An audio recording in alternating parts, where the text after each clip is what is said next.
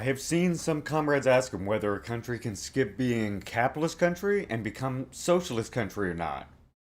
And the simple answer to this question is yes, absolutely, and is in fact the easier route for many countries than to allow, say, capitalism to develop, a bourgeois ruling class to exist, and then to morph into the secure shell of liberal democracy that then must be overthrown and overturned by a ruling proletariat.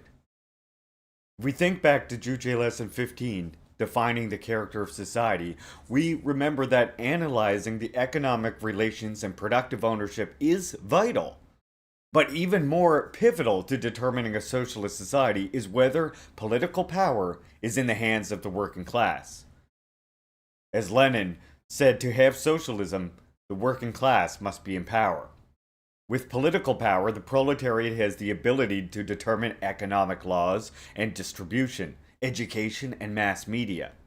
An important lesson Deng Xiaoping teaches us is that markets existed before capitalism and will exist after capitalism also.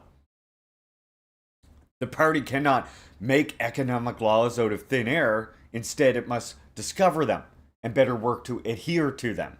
After all, it's the masses themselves who build socialism with the guidance of the party, not with the command and decree by the party. Remember, it's the state that commands. It's the state that is the ruler of the party, really. The party simply guides the revolution. When the working masses in semi-feudal China, USSR, DPRK, Vietnam, and Laos, these countries went from semi-feudal to socialist market economies led by a socialist government and party. Marx cautioned that Russia, allowing capitalism to develop rather than taking the reins of revolution into the hands of the working class, would be a mistake, and that the proletariat, being the leading force of the revolution, so long as it did not allow the betrayal of the bourgeoisie, would quickly proceed from a capitalist political arrangement to a socialist one, which is exactly what happened in Russia.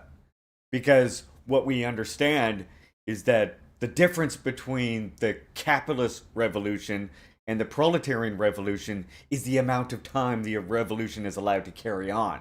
And because, unlike the French Revolution, the Russian Revolution had the proletariat as the leading force, the proletariat was able to move from that revolution against feudalism to very quickly moving against that revolution against capitalism, and so developed a socialist market economy known as the period of the NEP, and eventually, because of the looming threat of the Nazi invasion, of course, they sped up the collectivization of property.